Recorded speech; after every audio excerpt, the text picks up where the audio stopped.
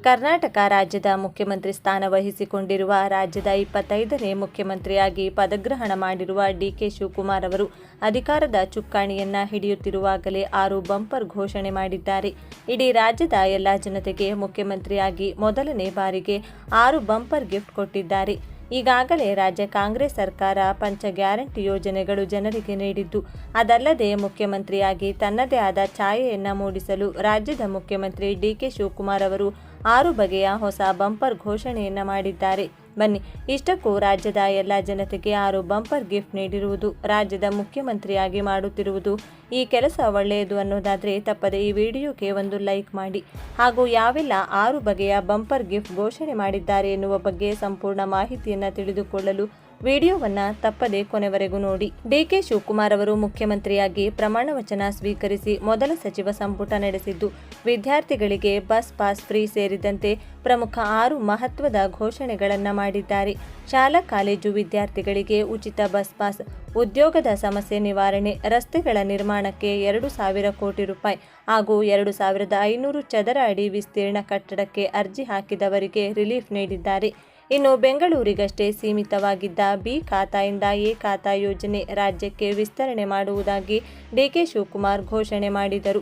ಡಿಕೆಶಿಯ ಮೊದಲ ಘೋಷಣೆಗಳು: ಶಾಲಾ ಕಾಲೇಜು ವಿದ್ಯಾರ್ಥಿಗಳಿಗೆ ಉಚಿತ ಬಸ್ ಪಾಸ್, ರಸ್ತೆಗಳ ನಿರ್ಮಾಣಕ್ಕೆ 2,000 ಕೋಟಿ ರೂಪಾಯಿ ಘೋಷಣೆ, 2,500 ಚದರ ಅಡಿವರೆಗೂ ಓಸಿ ವಿನಾಯಿತಿ, ಇದರೊಂದಿಗೆ 2,500 ಚದರ ಅಡಿ ವಿಸ್ತೀರ್ಣ ಕಟ್ಟಡಕ್ಕೆ ಅರ್ಜಿ ಹಾಕಿದವರಿಗೆ ರಿಲೀಫ್, ಪ್ರತಿ ಪಂಚಾಯತ್ಗೂ ಭಾರತ್ ಜೋಡೋ ಯುವಕ ಸಂಘ ಸ್ಥಾಪನೆಗೆ 10,000 ರೂಪಾಯಿ ಘೋಷಣೆ, ಖಾಸಗಿ ಸಂಸ್ಥೆಗಳಲ್ಲಿ ಉದ್ಯೋಗ ಹುಡುಕುತ್ತಿರುವವರಿಗೆ ಪ್ರೈವೇಟ್ ಎಂಪ್ಲಾಯ್ಮೆಂಟ್ ಎಕ್ಸ್ಚೇಂಜ್ ಸೆಂಟರ್ ಸ್ಥಾಪನೆ, ಬೆಂಗಳೂರಿಗಷ್ಟೇ ಸೀಮಿತವಾಗಿದ್ದ ಬಿ ಖಾತಾಯಿಂದ ಎ ಖಾತಾ ಯೋಜನೆ ರಾಜ್ಯಕ್ಕೆ ವಿಸ್ತರಣೆ, ರಾಜ್ಯದ ಶಾಲಾ ಕಾಲೇಜು ವಿದ್ಯಾರ್ಥಿಗಳಿಗೆ ಫ್ರೀ ಬಸ್ ಪಾಸ್ ನೀಡಲಾಗುವುದು ಎಂದು ಘೋಷಿಸಿದರು. ಇದರೊಂದಿಗೆ ಬೇರೆ ಊರಿಗೆ ಹೋಗಿ ವ್ಯಾಸಂಗ ಮಾಡುವ ಬಡ ಹಾಗೂ ಮಧ್ಯಮ ವರ್ಗದ ವಿದ್ಯಾರ್ಥಿಗಳಿಗೆ ಅನುಕೂಲವಾಗಲಿದೆ. ಇನ್ನು ಬೆಂಗಳೂರಿಗಷ್ಟೇ ಸೀಮಿತವಾಗಿದ್ದ ಬಿ ಖಾತಾಯಿಂದ ಎ ಖಾತಾ ಯೋಜನೆ ರಾಜ್ಯಕ್ಕೆ ವಿಸ್ತರಣೆ ಮಾಡುವುದಾಗಿ ಡಿಕೆಶಿ ಘೋಷಣೆ ಮಾಡಿದರು. ಸಂಪುಟ ಸಭೆ ಬಳಿಕ ವಿಧಾನಸೌಧದಲ್ಲಿ ಸುದ್ದಿಗೋಷ್ಠಿ ನಡೆಸಿದ ಡಿಕೆ ಶಿವಕುಮಾರ್, ಶುಭಗಳಿಗೆ ಶುಭ ಮುಹೂರ್ತ ಬರುತ್ತೆ ಎಂದು ಹೇಳುತ್ತಿದ್ದ ಇವತ್ತು ಸಂಜೆ 4:15ಕ್ಕೆ ಆ ಶುಭಗಳಿಗೆ ಮುಹೂರ್ತ ಬಂದಿತು. ರಾಜ್ಯ ಅಭಿವೃದ್ಧಿ ಮಾಡುವ ನಿಟ್ಟಿನಲ್ಲಿ ನಾನು ಕೆಲಸ ಮಾಡುತ್ತೇನೆ. ರೈತರು, ಕಾರ್ಮಿಕರು, ಎಲ್ಲ ವರ್ಗದ ಜನರಿಗೆ ಕಳೆದ 6 ತಿಂಗಳಿಂದ ಕಾರ್ಯಕ್ರಮಗಳನ್ನು ರೂಪಿಸಿದ್ದೇನೆ ಎಂದು ಹೇಳಿದರು. ಈ ಮೂಲಕ ಮಹತ್ವದ ಕಾರ್ಯಕ್ರಮಗಳ ಘೋಷಣೆ ಮಾಡುವ ಸುಳಿವು ನೀಡಿದರು. ರಾಜ್ಯದ ಜನ ನನ್ನ ಮೇಲೆ ಅಪಾರ ವಿಶ್ವಾಸ, ನಂಬಿಕೆಯನ್ನ ಇಟ್ಟಿದ್ದಾರೆ.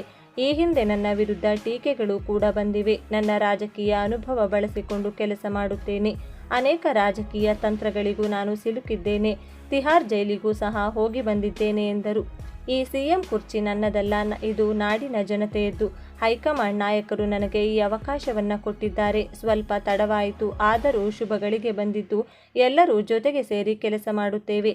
ನಾನು ಪ್ರಜಾಪ್ರಭುತ್ವದಲ್ಲಿ ನಂಬಿಕೆ ಇಟ್ಟವನು. ನಮ್ಮ ಸಂಪುಟ ಸರ್ವ ಜನಾಂಗದ ಶಾಂತಿಯ ತೋಟ ಇದ್ದಂತೆ ಎಂದು ಹೇಳಿದರು. ಎಲ್ಲವೂ ಕಲೆಕ್ಟಿವ್ ಡಿಸಿಷನ್ ಆಗಿರುತ್ತದೆ. ಹೈಕಮಾಂಡ್ ಹೇಳಿದರೆ ವರಿಷ್ಠರು ಕೇಳುತ್ತಾರೆ. 5 ನಿಮಿಷವೂ ಕಾಯಲ್ಲ ಎಂದು ಸಿದ್ದರಾಮಯ್ಯ ಹೇಳಿದ್ರು. ಅದರಂತೆ ವರಿಷ್ಠರು ಕೊಟ್ಟ ಸೂಚನೆ ಮೇರೆಗೆ ಅವರು ಸ್ಥಾನವನ್ನು ನನಗೆ ಬಿಟ್ಟುಕೊಟ್ಟಿದ್ದಾರೆ. ಗ್ರಾಮೀಣ ಹಾಗೂ ನಗರದ ಜನ ಸಮಸ್ಯೆ ನನಗೆ ಗೊತ್ತಿದೆ. ನಾನು ಎಲ್ಲ ಸಮಸ್ಯೆಗಳನ್ನು ಬಲ್ಲೆ. ಮುಂದೆ ಏನೇ ನಿರ್ಧಾರ ತೆಗೆದುಕೊಂಡರೂ ಅದು ನನ್ನ ನಿರ್ಧಾರವಾಗಿರುವುದಿಲ್ಲ, ಬದಲಾಗಿ ನನ್ನ ಇಡೀ ಸಂಪುಟದ ನಿರ್ಧಾರವಾಗಿರುತ್ತದೆ. ನಮ್ಮ ಪ್ರಜಾಪ್ರಭುತ್ವ ವ್ಯವಸ್ಥೆಯ ಮೇಲೆ ನಂಬಿಕೆ ಇದೆ. ಎಲ್ಲವೂ ಕಲೆಕ್ಟಿವ್ ಡಿಸಿಷನ್ ಆಗಿರುತ್ತದೆ. ಇವತ್ತು 14 ಜನ ಕ್ಯಾಬಿನೆಟ್ಗೆ ಸೇರಿದ್ದು ಸರ್ವ ಜನಾಂಗದ ಶಾಂತಿಯ ತೋಟವನ್ನು ಕ್ಯಾಬಿನೆಟ್ ಬಿಂಬಿಸುತ್ತಿದೆ. ರಾಜ್ಯದಲ್ಲಿ ಉತ್ತಮ ಬಲಿಷ್ಠ ನಾಯಕತ್ವವನ್ನು ಕೊಟ್ಟು ಕೆಲಸ ಮಾಡುತ್ತೇವೆ ಎಂದು ವಿಶ್ವಾಸವನ್ನು ವ್ಯಕ್ತಪಡಿಸಿದರು.